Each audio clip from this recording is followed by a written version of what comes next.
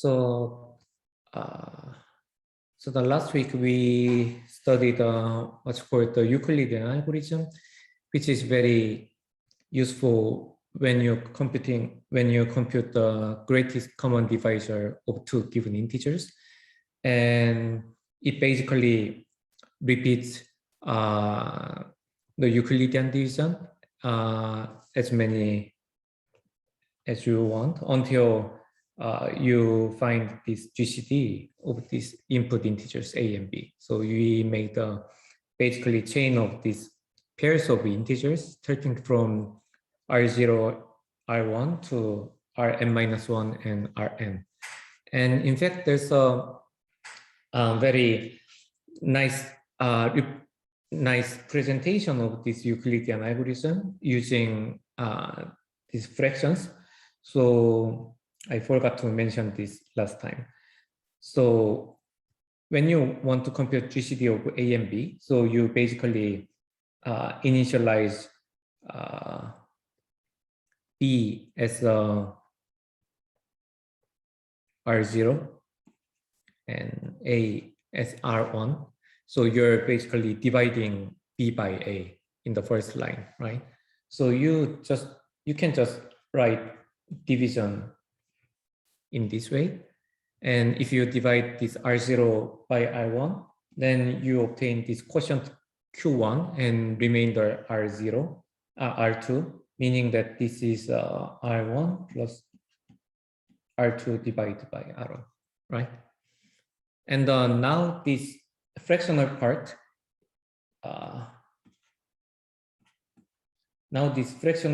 is less than 1 because R2 is a remainder, so that should be smaller than R1 from the definition of Euclidean division. So in the next step, what you're going to do is take basically inverse of this rational number, meaning that we have R1 over R2. So we are now dividing R1 by R2 because R1 is greater than R2. There must be some quotient here and remainder again. So the quotient of this second division is Q2. And the remainder, what is remainder? Remainder is R3. So in the next step, now this fractional part is again less than 1. So we again take its inverse. So we have a Q2 plus 1 over R2 over R3 and perform the Euclidean division again. So which is Q3 plus R4 divided by R3. And we repeat it until there's no remainder in the last Euclidean division. So in the last division, we have a quotient Qn and the remainder is 0, meaning that after some number of divisions, we have this exact formula ended by 1 over Qn. So this is another method to represent this workflow of Euclidean algorithm. So this is also called the continuous fraction in mathematics.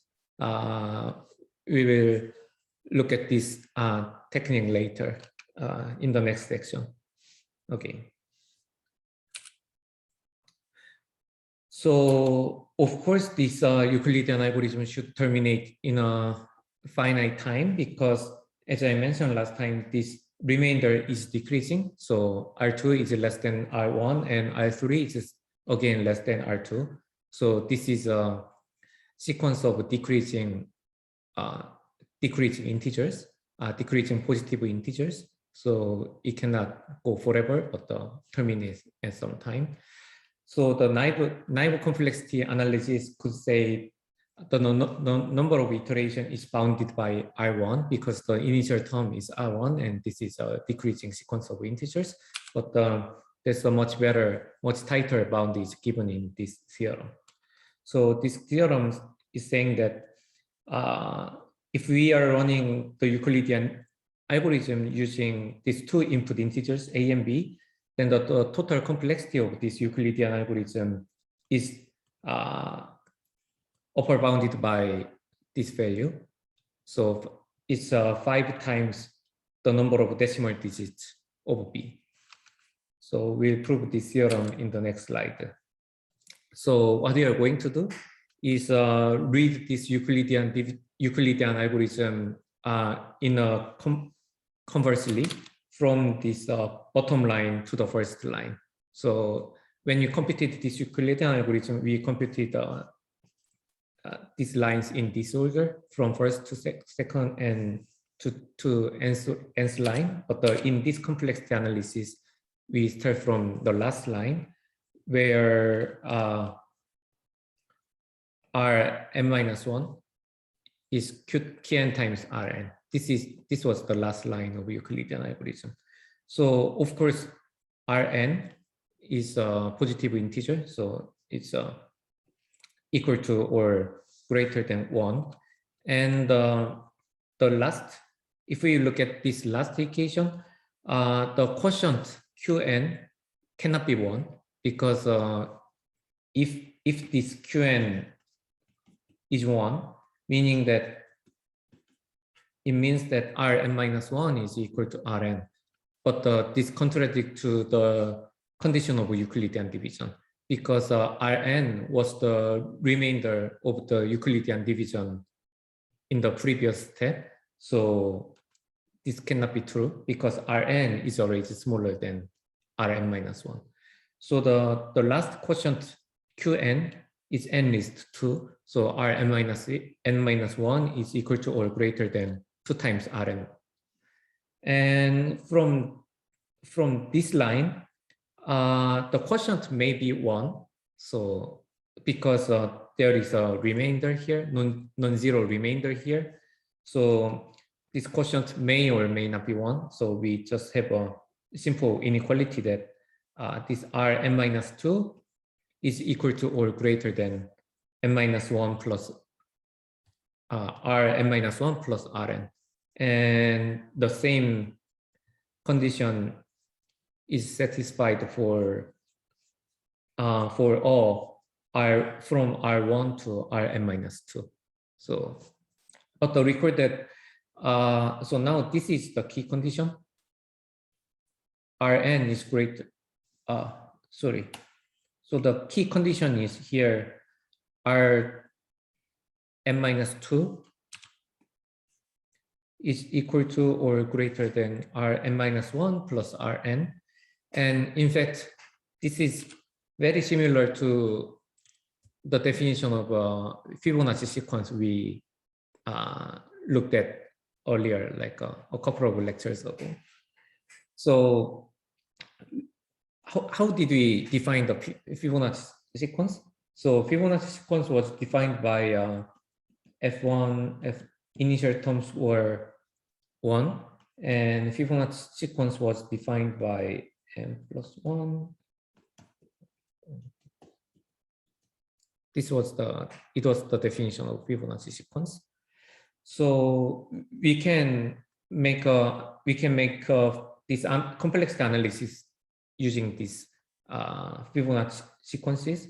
So for example, the in Rn is n least 1, meaning and 1 is F2. And in the second line, Rn-1 is equal to or greater than 2, which is F3. And Rn-2 is n least Rn-1 plus Rn. And from these two equations, we know that this Rn-1 is equal to or greater than F3, and this term is n least F2. So their sum is F4 from the definition of Fibonacci sequence. And we repeat until we have this lower bound for the input integer B. So B is Fn plus 1. So what does it mean? So here we are assuming that there are n iterations to compute the Euclidean division. So what we have shown here is that if it takes like n iterations to run Euclidean algorithm on input A and B, then this B is equal to or greater than f of n plus 1, where f of n plus 1 is the n plus 1's term in the Fibonacci sequence. So otherwise, so this gives upper bound on the complexity. So otherwise, if B is less than n plus 1, then this Euclidean algorithm runs in n minus 1 iterations, right? So these are equivalent claims. So so here we didn't study how to compute this general form of this Fibonacci sequence, but let me just skip the proof for here. So the fact is that this fn plus 1 is at least phi greater than phi to the power of n minus 1, where this phi is 1 plus square root 5 divided by 2. So this is a golden ratio number. And this value is larger than 0.2.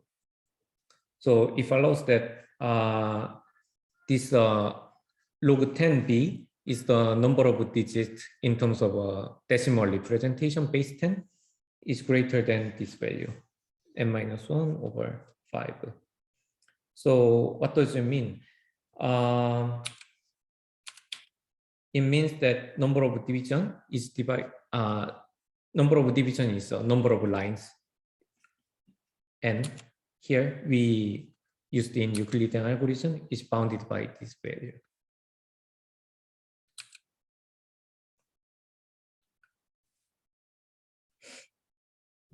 Okay.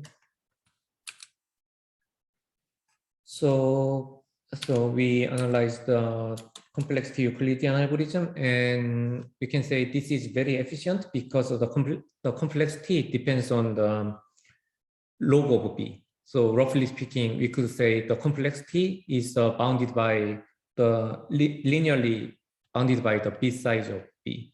So this is big O of log B. So that's why it's very efficient.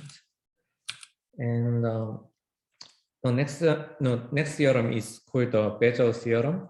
So Bezel theorem says that if A and B are positive integers, then there exists SNT such that GCD of A and B is represented by SA plus T times B. So roughly speaking, in other words, you can find a good linear combination of A and B to find their greatest common divisor, G. And this SNT are called the Bezel coefficient.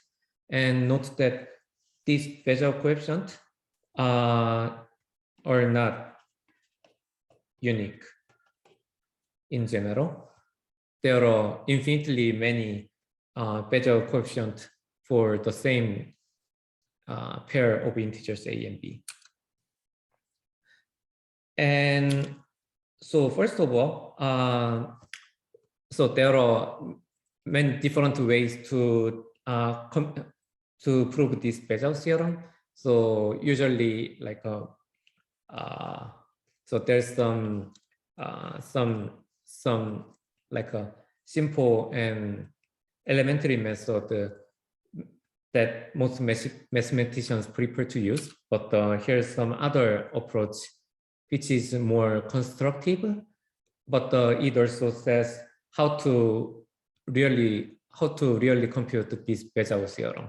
So sometimes in mathematics, they just prove that there exists some integers satisfying this equation without saying how to really compute such Bézard coefficient.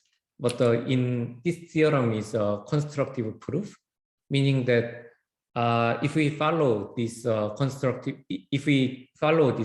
constructive proof, then we actually at the same time we learn how to really compute this Bézard coefficient. So this proof is basically shows how to really find Bézard coefficient. So that's why it's called a constructive proof. So here's one example. So our goal is to find S and T integers such that their linear combinations is equal to the GCD of these two input integers.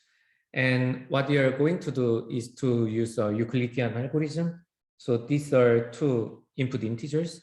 So this is the first quotient Q1 and R2. And we perform another Euclidean division using this R1 and R2. And this is Q1 and this is R3. This is just a simple example of Euclidean algorithm. And after here 4 divisions, we have this exact division without remainder. So we conclude that this 18 is the greatest common divisor of two input integers, 252 and 198. So this is just a standard Euclidean algorithm. And in the next step, we are moving backward from this bottom line to the first line to compute Bézard coefficient. So if you rewrite this formula, you obtain this. So you just represented this GCD of two integers using 36 and 54. And now you again represent this 36 as a linear combination of this 198 and 54 just by rewriting this Euclidean division. So here's 54 and 198 and 54. So this is a linear combination between 54 and 198. And in the final step, you again represent this 54 as a linear combination of these two integers, 252 and 198, to obtain this linear combination between 252 and 198. So you somehow represented this GCD as a linear combination of these first two input integers. So you're just reading this Euclidean algorithm from the last line to the first line by replacing this GCD by a linear combination of previous two integers and repeat it until you comes back to the first line. So this method is two-pass method because we have one pass, forward pass here, and another pass, backward pass here. So this is called two-pass method to compute Bézard coefficient. But in fact, there is another algorithm called the extended Euclidean algorithm, which has only one pass, and it also provides a Bézard coefficient directly. So you can find the related exercise in your textbook.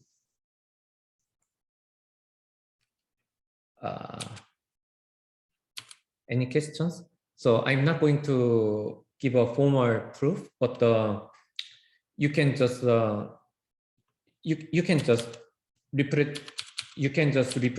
write a proof by just replacing these numbers by variables in the Euclidean algorithm. So because so GCD is Rn here. So Rn is using this line is represented by Rn minus 2 minus Qn minus 1 Rn minus 1. So you represented this GCD using as a linear combination of these two values, Rn minus 2 and Rn minus 1. And in the next line, we had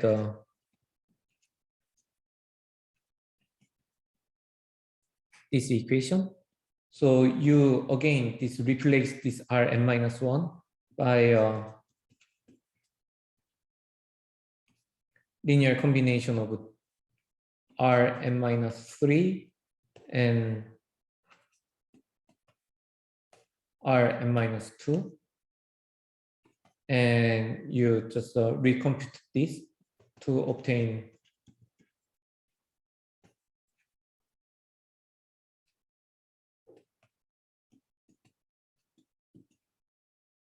this linear combination between Rn minus 2 and Rn minus 3.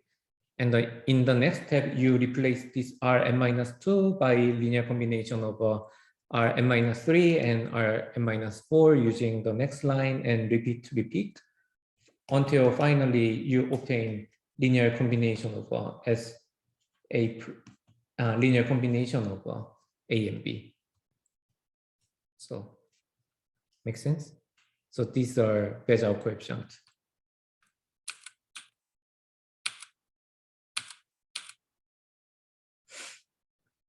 Okay, so this Bézal theorem is very useful when proving some elementary lemmas about division and greatest common divisor. So for example, this lemma says that if GCD of A and B is 1, so A and B are relatively prime, and if A divides B times C, then A divides C. So it looks like very simple and trivial lemma. So we all know that if A divides B times C, but if A and B have no common factor, then A should divide C. So that's, we all know. But proving this lemma is could be trickier than your thought without having this powerful tool like a Bézal theorem. So if you use this Bézal theorem, this lemma becomes very easy. So since A and B are relatively prime, then thanks to Bézal theorem, there exists integers SNT, Bézal coefficient SNT, such that SA plus TB is equal to 1, which is their greatest common divisor. And we multiply both sides of this equation by C to obtain this.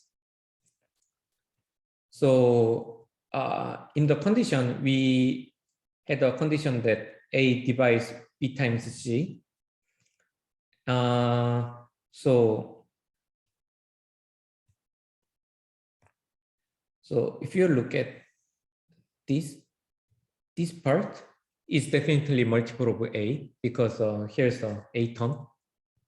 And this is another multiple of A because we know that B times C is a multiple of A. So this is both terms are multiples of A, so their sum is also multiple of A. So we conclude that C is also a multiple of A. So that's how we prove this lemma using Bézal theorem. And we can extend this lemma to show that if P is a prime and if P divides a product of n integers, then we can show that P divides n least 1 AI for some I.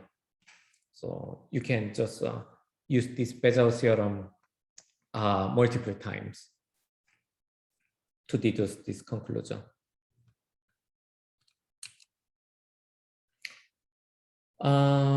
So last time I introduced this uniqueness of prime factorization that was called fundamental theorem of arithmetic. And there are two claims regarding this prime factorization. First, existence, and second, uniqueness. And I didn't prove the theorem, but if you use this Bézal theorem, then you can prove the uniqueness of such a prime factorization. So just by using this lemma in the previous slide. So this is not very interesting part. So I just skip and you can just take a look. Okay, division of congruence. So recall that we defined this modular congruence symbol earlier. So in general, we cannot divide this both sides of congruence by the same number, but under some condition, we can do that. So for example, so here's a counter example. So here you have, you know that 14 and 8 are congruent modulo 6, but if you divide this equation by 2, then you obtain 7 and 4, but the 7 is not congruent to 4 modulo 6, but in fact, we obtain 7 is congruent to 4 modulo 3.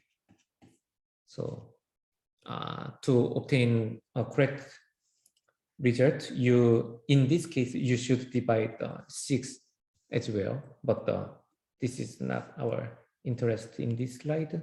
So in this theorem, we can show that if A times C and B times C are congruent modulo M, and this common factor is relatively prime to this modulus M, then we can obtain that A is congruent to B modulo M. So basically, we canceled out this common term C when C and M are relatively prime.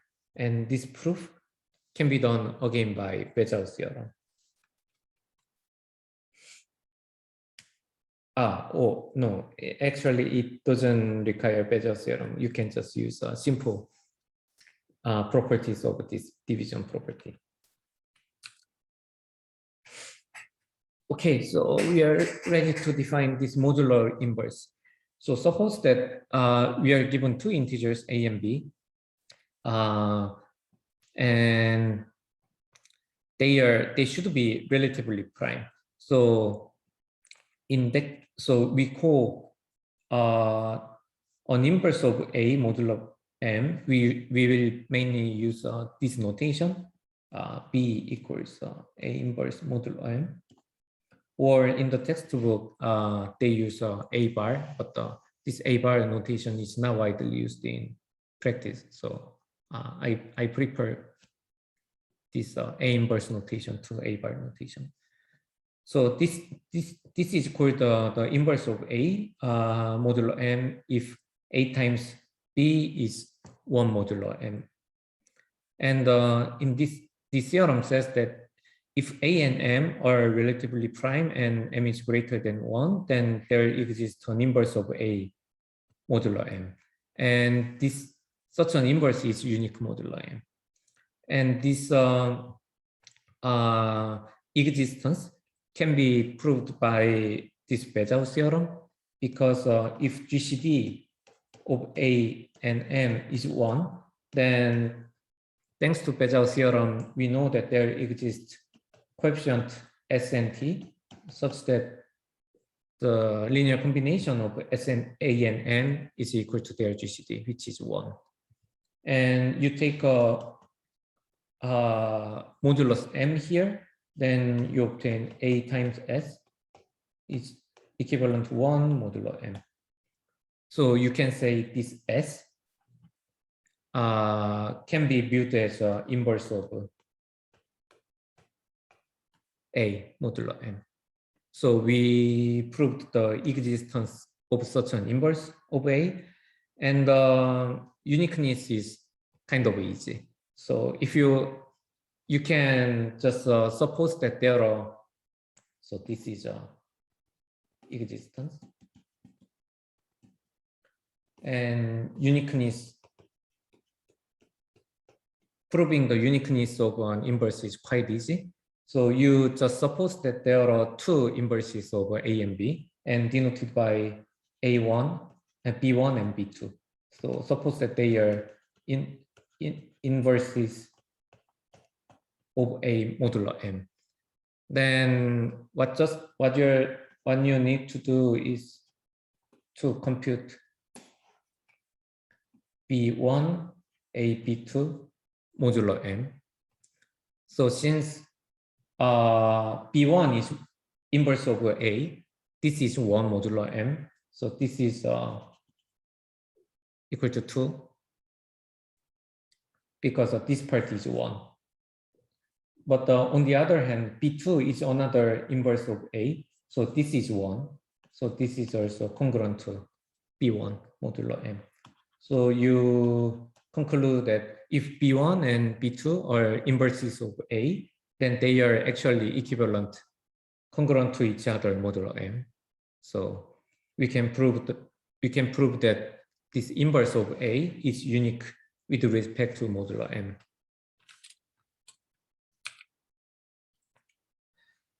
So how do we compute the modulo inverse? So again, we use a Euclidean algorithm as I showed in this previous slide.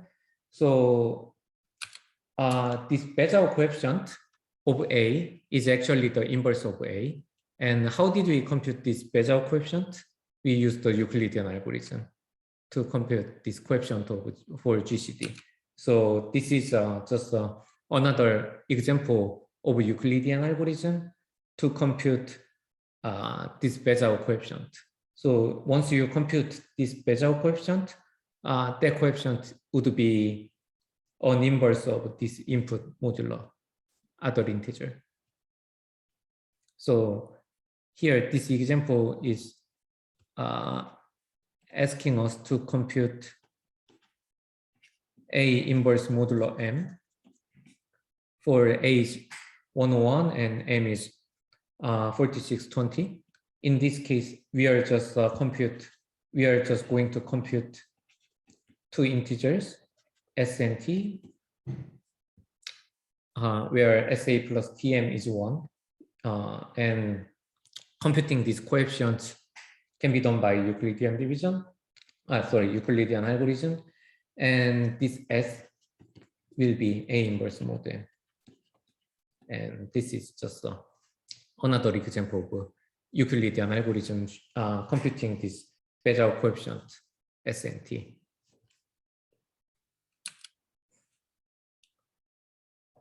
Okay, linear congruence. So an equation is called linear congruence if we test this form. A times X is congruent B modulo M.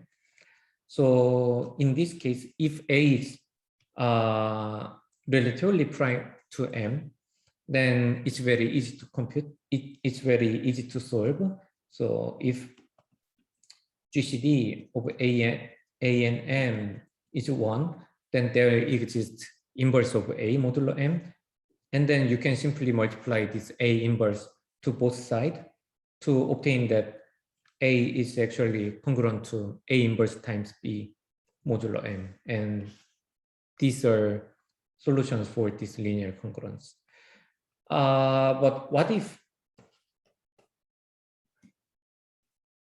GCD of A and M is non-zero? In this case, it becomes a little bit more complicated. So you can check this fact at home by your own. So in this case, there are two cases. If case one,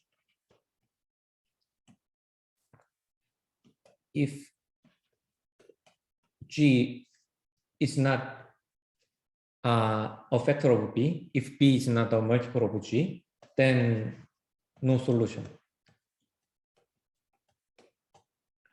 Case 2, if G divides B, then this AX B modulo M is equivalent to AG X BG mod NG. So you can just divide this whole equation by G because G is a common divisor of A, M, and G.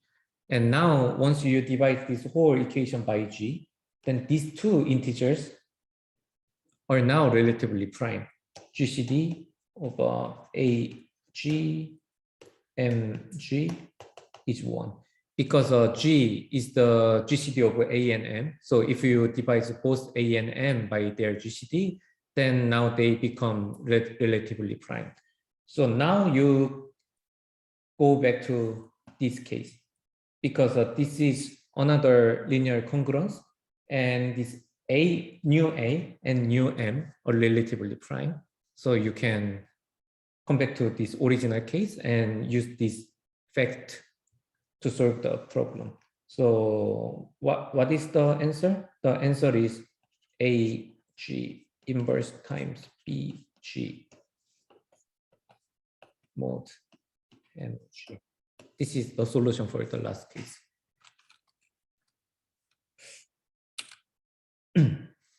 Okay.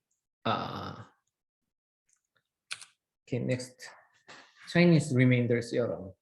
So I believe most of you have heard of this CRT, Chinese remainder theorem. So the goal of Chinese remainder theorem is to solve some systems of these congruences of the form like this. So so our goal is to find some integers such that x is congruent to 1, 2, or 3, modulo 5, 6, or 7 respectively. So we are given these 3 conditions, and our goal is to find such an integer. And more generally, we are interested in this system of linear congruences. X is equivalent to A1, A2, and AN modulo M1, M2, Mn, where these integers M1 to Mn are pairwise relatively prime. So meaning that we recall that the definition of this pairwise relatively prime was GCD of Mi and Mj is 1 for any Inj. And CRT theorem says that this system of congruence has a unique solution modulo M. So there's only one, there is a solution, and there's only one solution modulo M. And again, if you are from if you looked at this CRT theorem in a high school or middle school, you have probably seen some mathematical proof which shows the existence and uniqueness of such solution without providing really how to find the solution. So in the next slide, I will show you a constructive solution, but here for a while, I'll just provide a sketch of another proof that just shows the uniqueness and existence of this solution without saying how to really find such a solution. So one method is to think of a function between z m and z m1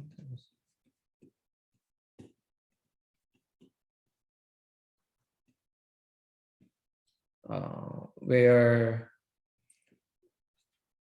so this is called the CRT function. So for any integer a,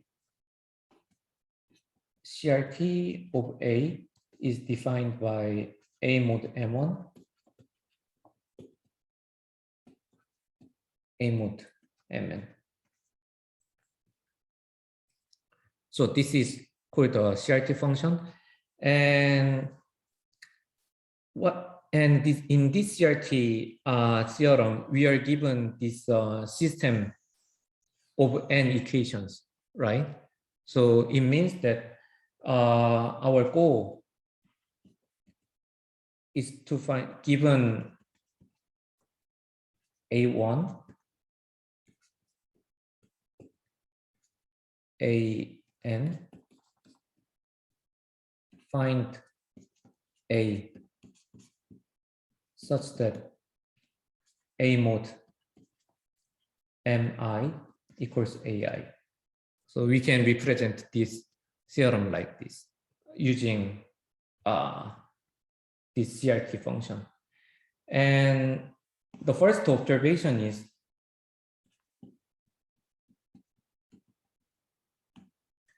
these two sets have the same size. So this GM has the size of M, and this Cartesian product is a product of Mi, which is M. So this domain and codomain have the same size. And secondly, you can also prove that this map is one-to-one. So recall that what is the definition of one-to-one?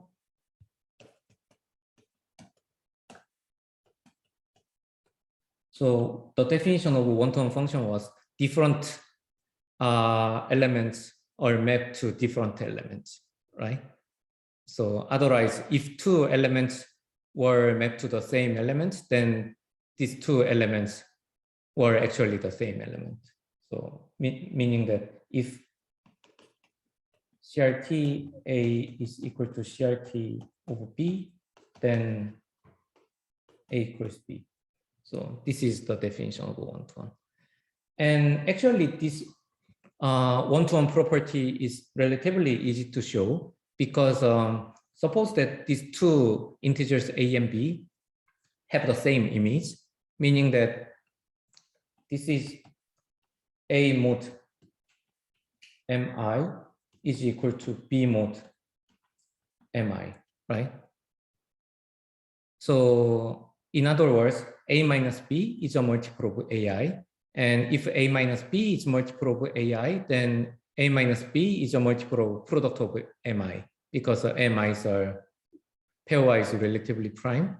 So we conclude that A minus B is a multiple of M, meaning that A and B are equivalent to each other modulo M. So they were actually the same element in this GM. So this is how we prove the one-to-one property of this CRT function. But here, another observation says that these two sets, domain and codomain, have the same cardinality M.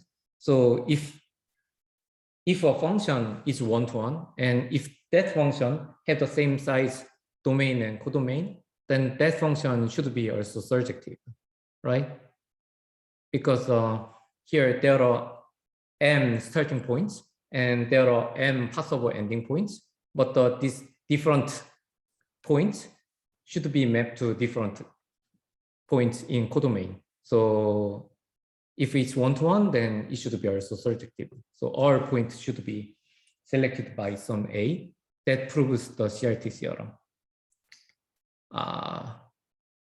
So one-to-one. So this is just a definition of a one-to-one function. So the definition of a one-to-one function is different elements are mapped to different elements of codomain. In other words, if two elements are sent to the same element, then they were actually the same input. So, and this is how you prove the one-to-one property of this CRT function. You just assume that A and B have the same image and conclude that A minus B is a multiple of M, meaning that A and B are actually equivalent modulo M. So meaning that they are the same element in GM. So if we conclude that this map is surjective, then we already proved this CRT because this goal was basically given A1 to AN. We want to show that there exists an element A such that, so fine. There exists A such that CRT A is A1 to AN. This is the problem we want to solve. And this is exactly equivalent to the surjectivity of this CRT map. So for any element in the codomain, we want to show that that element is an image of some element. So that's the surjectivity of this function. So we proved this CRT theorem even without showing how to really find such a solution. But so this could be simpler for some of us, some of you, but this is constructive proof I like to show.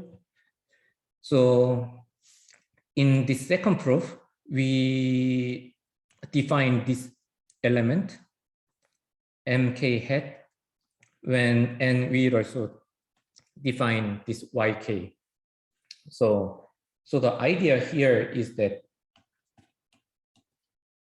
so we are looking for the solution A such that A mod mi is ai for given ai, right? This is the CRT. But before that, we just think of the special case. Let's look at the special case where x is 1 modulo m1, x is 0, x is 0.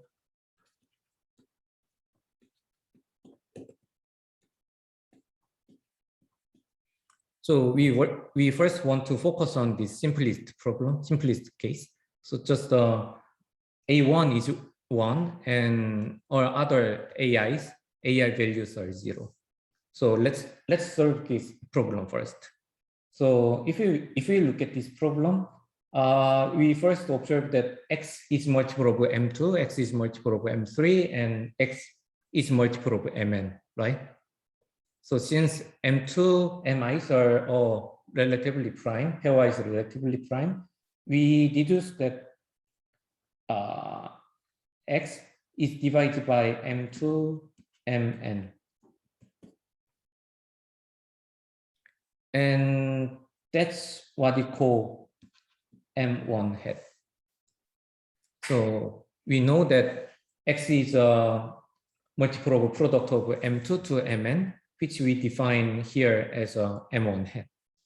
So we know that x is a multiple of m1 hat. So we just set x as y1 times m1 hat, and let's find the value of y1. So we used all equations except the first one. So now we should look at the first one. So if we put this equation into the first line, we have this is equivalent to 1 modulo m1, right? So what should be the value of y1? So first, we notice that GCD of this m1 hat and m1 is 1. Because this m1 hat is product of m2 to mn and mi's are all relatively prime. So these two integers are relatively prime. So we can deduce that y1 is actually m1 hat inverse mod m1. Because of the y1 times m1 hat is 1 modulo m1, right? So this is the solution. So here the conclusion is that x, which is y1 times m1 hat modulo m1 is a solution of star, where star is this system of linear congruencies. So this is the idea. And so now we solved this simplest case. So we can do the same for other special cases where the all x is equal to 0 modulo mi except the first line, second line, and so on. And in general, when we solve this very general equation, x1 is a1, a2, an modulo mn, we basically combine these, let's say, basic solutions using this coefficient A1 to AN. So the conclusion is this is the solution we are looking for the CRT problem. And you can see that this is the solution for this simplest case, 1000 case. And this last one is the solution for another special case, 00001. And here we can show that we can simply combine these special cases solutions with these given integers to obtain the solution of this general CRT problem. And the rest of proof is just easy to follow. So this theorem just use the fact that this y1 times m1 hat is a solution for this problem. This is just what this proof is saying. And we already showed this uniqueness of a solution in the previous slide. So that's it. Any question?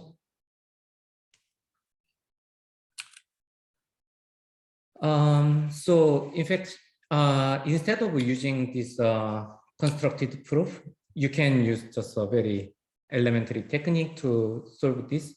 So for example, this is another CRT equation you are given. So you can solve this problem by solving this equation from one by one, from left to right. So first of all, you focus on this equation and you set x as 5t plus 1 for some integer t. And you plug in this equation into the second one. So x is congruent to 2 modulo 6. So 5t plus 1 is congruent to 2 modulo 6. And you solve this and get deduce that t is 5 modulo 6. So that t is 6u plus 5 for some integer u, and you put this, and since x was 5t plus 1, you combine these two to obtain x is 26 modulo 30. And you put this equation again into the last one and repeat once more, and you finally get this result. So this is actually the same answer. So no matter which method you use, you can use this what's called a back substitution method, or you can either use this CRT proof method. Both gives you the same result. But probably this back substitution method is in practice could be faster because sometimes we are just dealing with small integers here. Okay, so it's taking more than I expected. So probably I will finish number theory part today and introduce some cryptography part today and finalize cryptography section on Wednesday, and we'll take exam. So here's some applications of this modular arithmetic. So first application is a hashing function. So this is an application. And I just want to point out that this hash function is different from cryptography hash function. So here, hash function is some function that is used in like a hash table. So if you have studied the data structure, there's one widely used technique called the hash table. So here, hashing function is some relatively simple functions which can be used in hash table. But in cryptography, there's another definition about hash function. In these hash functions are much more complicated and should satisfy some other conditions. So these hash functions are used in, for example, Bitcoin, in Bitcoin mining. So you should distinguish this like a relatively elementary hashing function for data structure and cryptographic hash function. So here we are looking at these hashing functions. So hash function is just a function from hash function is denoted by H. So it's simply take a key K as an input and return the location H of K. So just one common hash function is defined by H of K is K modulo M for some M. So here M is the number of memory locations. So how do you use this hash function in practice? Is that we, roughly speaking, we have this memories, memory 1, location 1, location 2, location M. And you want to somehow distribute items, your data in these M locations. So your first data is stored here, your second data is stored here, and your final data is stored here, and the next data can be stored again back in the location 1. So this is just an example of a hash function showing here. But sometimes this key, so I'm currently assuming that this key is given from 1 to M, but in practice, key is not always start from 1. So data keys are sometimes look very random. Still, we can use this approach.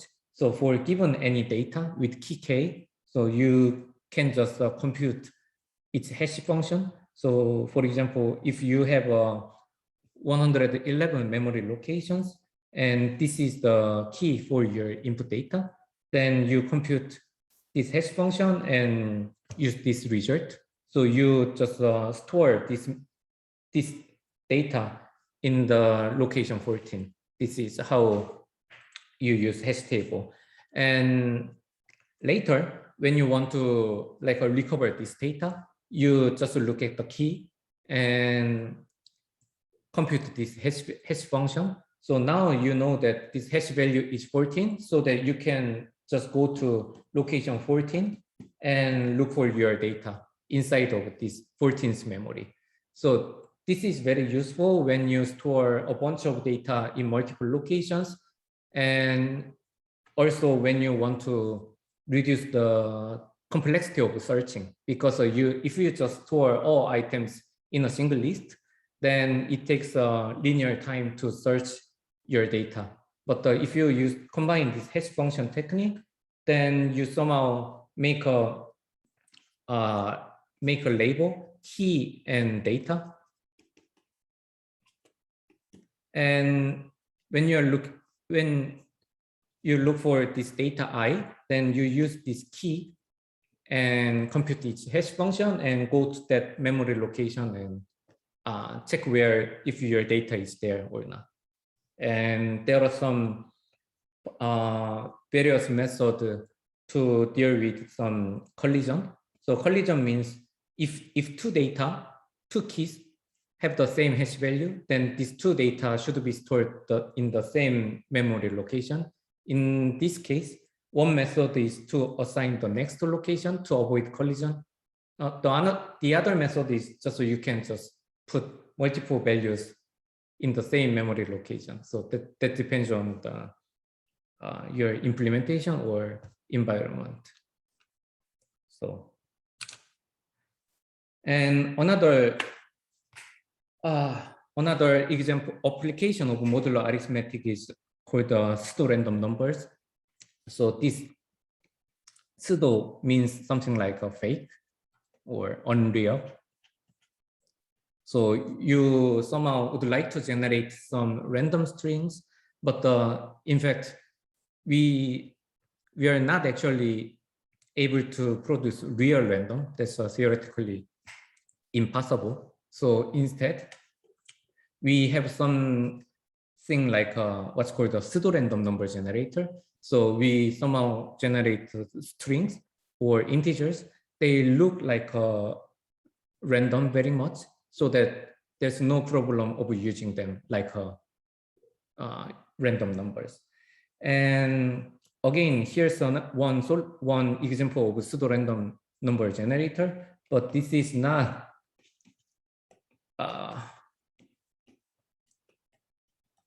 equal to the notion of a pseudo-random number generator. So in cryptography, when we say cryptographic random, this randomness should satisfy much, much stronger conditions. So here I'm just introducing just a very basic pseudo-random number generator. And you should not use this pseudo-random number generator for some security or privacy related tasks.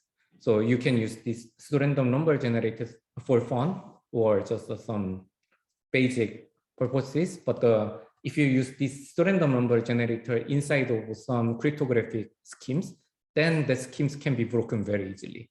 So unfortunately, that happens a lot in practice. So in most of cases, cryptographic schemes are broken in practice, not because they are insecurely designed, but they are abused or not well implemented by just those who don't really understand the security concern. So that's why I want to point out that this pseudo-random number generator is different from cryptographic PRNG. Okay, but still, these pseudo-random number generators are very useful when you, for example, make some experimentation like a computer simulations. So you, for example, when you suppose that you came up with some new machine learning training algorithm and you want to test if that algorithm is running well or not. In this case, you can kind of generate a fake data set using pseudo-random number generator. In that case, then pseudo-random number generator doesn't necessarily have to be cryptographic PRNG, but just just a regular standard pseudo-random number generator would be sufficient. Okay, it was a long introduction, and here I'm introducing this linear congruential method for pseudo-random numbers. So there are 4 integers are needed as input. So modulus m, multiplier a, increment c, and seed x0. So there are 4 inputs. And now we define sequence using recursion. So x0 is initialized by this seed x0. x0 is given as a seed. And at each step, you compute xn plus 1 as a axn plus c mod m. So this is how you generate a sequence of x0, x1, x2, and so on. So we claim that this sequence looks like somewhat random, not fully random, but it's kind of random. And when you need something like some real numbers, for example, if you want to sample real numbers between 0 and 1, then you use this pseudo-random number generator and divide these values by m. Then this xn divided by m is a real number between 0 and 1. So that's how you can sample random real numbers. Of course, they are not actually fully random real numbers. There's no, it's theoretically impossible to sample a really real random number. But in computer processor, we just use a 64-bit processor or 32-bit processor with a finite precision. So when you sample a random double variable, then it suffices to sample just a finitely many random bits. So in that case, you can use this pseudo-random number generator. So unfortunately, this pseudo-random number generator is not very secure, as I mentioned, because after some iterations, this sequence repeats because of this fixed relation. So meaning that if x0 is equal to xn at some time, then x1 is generated by x0 and xn plus 1 is generated from xn. using the same formula. So meaning that these are the same again. So because this is something like ax0 plus c, this is axn plus c. So if x0 and xn are congruent to each other modulo m, then x1 and xn plus 1 are also equivalent. So as you can see in this example, so you have a 3 here, you have another 3 here. So once you have this collision, the same list of sequence is repeated. So that's why this is not very secure, because this is repeated after some number of iterations. So in practice, this value is widely used because if you use some integers like this, then modular reduction is very efficient. So this value is fixed and you just initialize seed to come up with a new random numbers and so on. So for example, if you use modulus dsm, then you may have some sequence of length, a list of lengths greater than 16,000. So this is one example. And another application of modular arithmetic is what's called the UPC. So this is a common method of detecting errors in the string of digits. So for example, this UPC, which is a universal product code, is widely used to label some products or products, and this has usually 12 decimal digits, and the first 11 digits are used to store information about product or whatever you want to store, and the last digit is used as a check digit. So finally, this UPC code have 12 digits, but you can actually use only 11 of them because the last digit is not free, but it is just added to check the validity of this code. So for example, this 12-digit code should satisfy this equation. It's a linear combination of 12 digits. Coefficient is 31, 31 repeated. And so,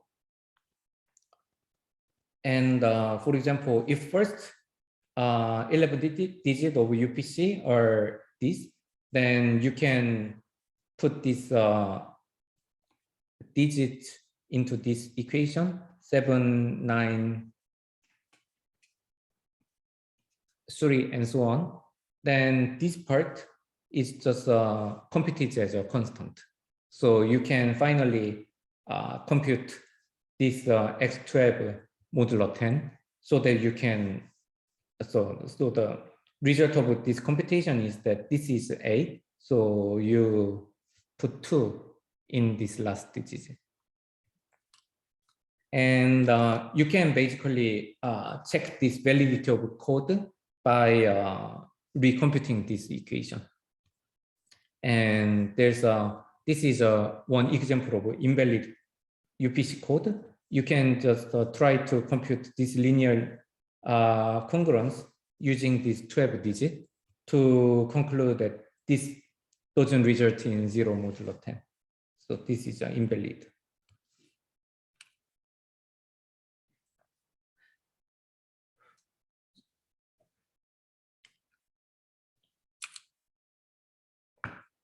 So this is a very similar but different example. So this is what's called the ISBN.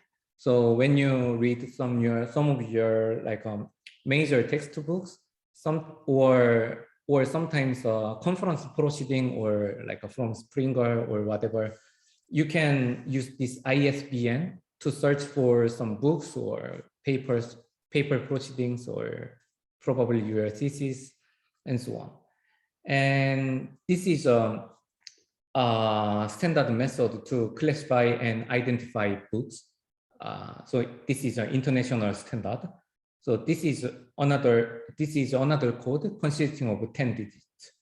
So here again, the first 9 digits are used to identify like a language, publisher, in the book information. So you can use these 9 digits, roughly speaking, to express any information about this book. And the last digit, 10th digit, is a check digit, so which is determined by this following congruence. So if I write full sequence,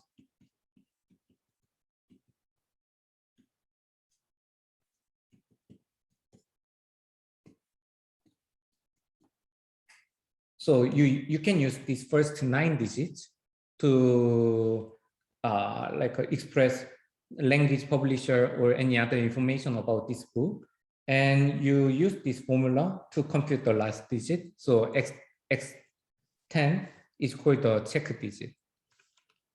And one interesting fact is that here we use modulo 11, not modulo 10. There's a reason I will explain very soon. So, but the problem with this modulo 11 arithmetic is that this Z11 is a set from 0, 1 to 10, consisting of 11 elements, right? But we say here, this is we call the x10 as a check digit. So, but the problem is this value 10 is not a single digit. So that's why we use x for the digit 10. So this 10 is represented by x. So sometimes there's a ISBN ending by this special digit x. So this x means this last check digit is 10. So this is how we present this ISBN 10. And so in fact, there is of course, if we used this modulo 10, then we didn't need to use this special symbol x. But in fact, there is a reason why we preferred this modulo 11 to modulo 10. The fact is that if we use this modulo 11 arithmetic for this check digit, then we can detect some errors, what's called a single error or transposition error. So this single error is an error in 1 digit of an identification number. So somehow you printed your like ISBN, but somehow 1 digit is erased or like somehow missing, so that you don't know 1 digit.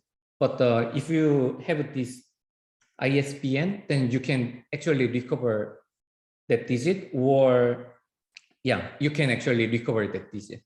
The reason is that suppose that this is so suppose that x1, x2, x9, x10. Suppose that this is a valid ISBN 10 code, and somehow suppose that you lost this second digit.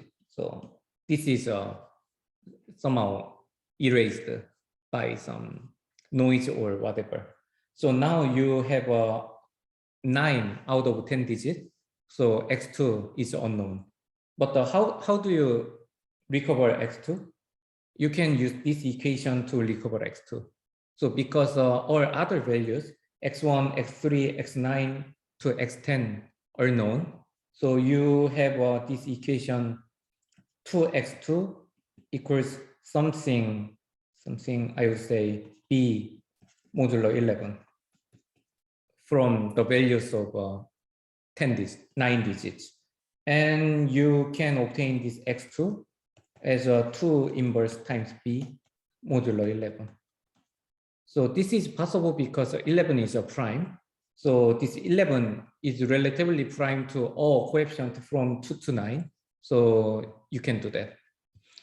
And of course, this is why previously only coefficients 1 and 3 were used in this UPC, because these 3 and 1 are relatively prime to 10. So if one digit is missing, then you can still recover this value. But here we are using this different coefficient 2 to 9. So there's a reason. The reason of using this different coefficient 1, 2 to 9 is to detect this what's called the transposition error. So this transposition error is the accidental interchanging of 2 digits. So like suppose that x1, x9, x10, but accidentally first 2 digits were swapped. So by some error. So y1 is x2, y2 is x1, and y3, x3, y10 is x10.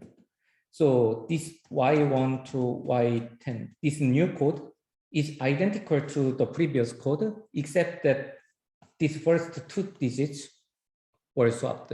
So this kind of error is called a transposition error. And this transposition error can be detected by this ISBN 10 because they all have different coefficient from 1 to 9. So I'll continue this proof from on Wednesday, and I should stop here. So I'll finalize this part, and oh, I couldn't start cryptography part today, but the time is over. So have a nice day, and I continue on Wednesday. So.